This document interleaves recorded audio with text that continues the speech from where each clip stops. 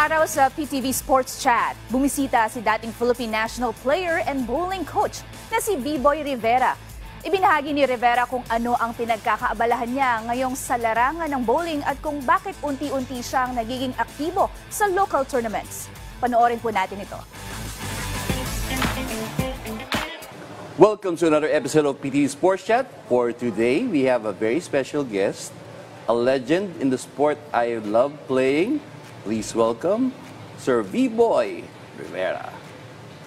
Yes, good afternoon po, Sir Brian. No? Una ko, sir, ikaw nga yung idol ko eh, di ba? I still call you coach ever since I started bowling. You were there, I saw you rise. Coach, first of all, how are things with you? Okay naman po. It's been busy with mixing business with coaching, and also I'm starting to bowl again. I'm nearing 50 po in a few months. And then one of the goals is to participate in senior tournaments both here and internationally. And yun mga kabatch ko po from before, medyo excited na kasi may mga upcoming tournaments where we can team up and participate po, no, to represent again the Philippines. Yun nga, Coach, sinabi mo, playing again. The last time I interviewed you for the news, you were coaching. Pero yung biglang, yung pala, may ibang purpose pala, kaya I've been seeing that you've been winning like before. Minsan, no, once in a while, I still steal the spotlight from the kids. So, medyo pwede pa. Kumbaga, you've come a long way. I mean, we started, I think it was the 90s when I first met you. We were part of that club, yung Invictus nga. We were talking about kanina off-cam. Pero yun, at that time, at what level na kayo nun, Coach? Kumbaga, I know, I was starting, but you were already at level.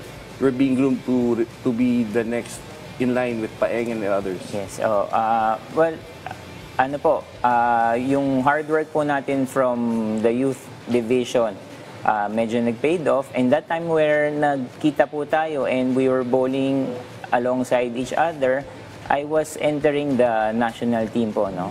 So I was being mentored by a lot of the veterans, sharing their experiences, teaching me the ins and outs of the international scene. So yun po, doon tayo nagkita. And then from then on, tuloy-tuloy na ho tayo hanggang sa na-achieve po natin yung one of our goals to be a world champion.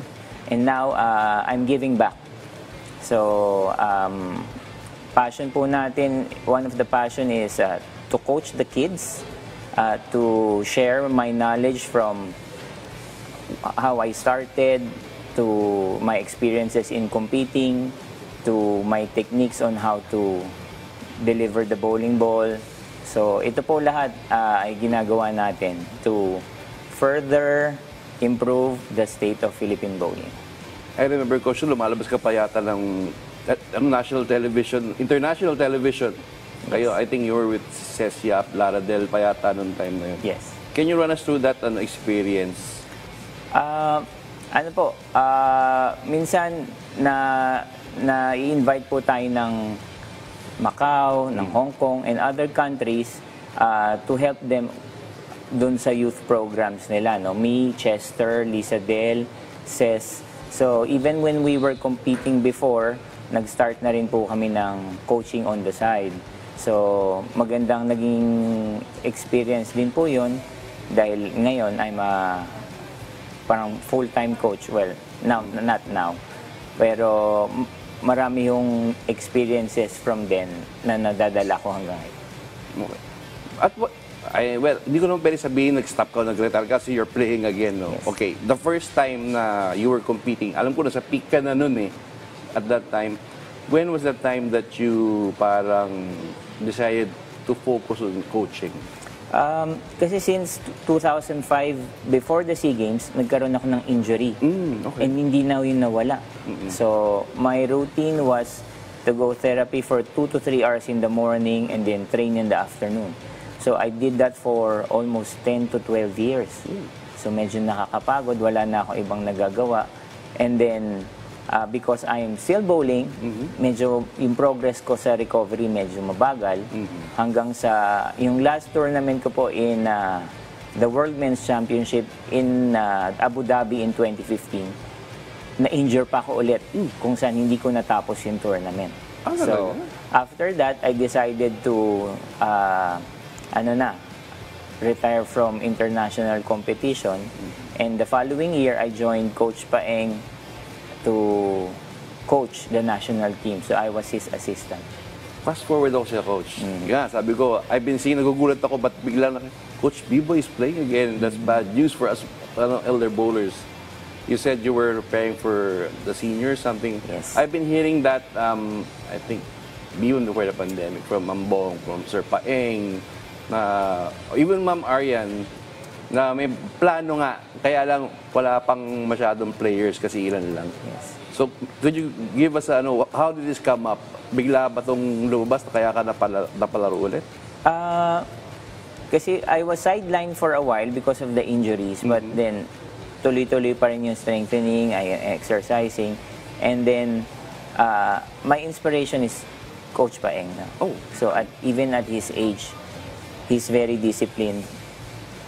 Tuloy pa rin ang workout niya. He watches what he eats. He practices from time to time. And then he joins a lot of tournaments and he still wins. So with yung age difference namin, so sabi ko kung si Coach Paeng nagagawa niya pa yan, and me, I'm only turning 50 in a few months, so why don't I do it too? I mean, ever since naman, I am looking up to him. Siya yung naging role model ko. And I remember when I was younger, coming up to him and telling him, isang araw magiging teammate kita. Sinabi ko sa kanya. So, natupad naman o yun. You plan to play, there's a target. Anong pinaka-ultimate goal natin dito? Just to play? Just to win? Ano bang goal mo rito? For now po, is just to enjoy. But maybe along the way when I can practice more, can compete more, then maybe the goal is to win a gold medal in the World Senior Championships. Yun nga, Coach. I'm sure you have a very high chance of doing that. Thank you. Okay, Coach. Well, that's all the time I have for you right now. Maybe before we end, I'd like to give you the floor. Maybe you'd like to greet anybody or give a message to our viewers. Well, yun po. I'd like to thank the public po for continuing to support Philippine bowling. So we have a lot of tournaments, both local and international, no? Yung prayers and support niyo po means a lot, regardless if we win a medal or not. Yung thought na nandyan kayo keeps us moving and striving and pushing forward. All right. Thank you, Coach. Thank you. Thank you so much for your time. Thanks for inviting me. Yan. And I hope I can talk to you again. Maybe sa linis naman tayo mag-usap para tayo. All right. Okay. Thank you, everybody. We hope you enjoyed our time with Coach V-Boy. Catch us in our next episode.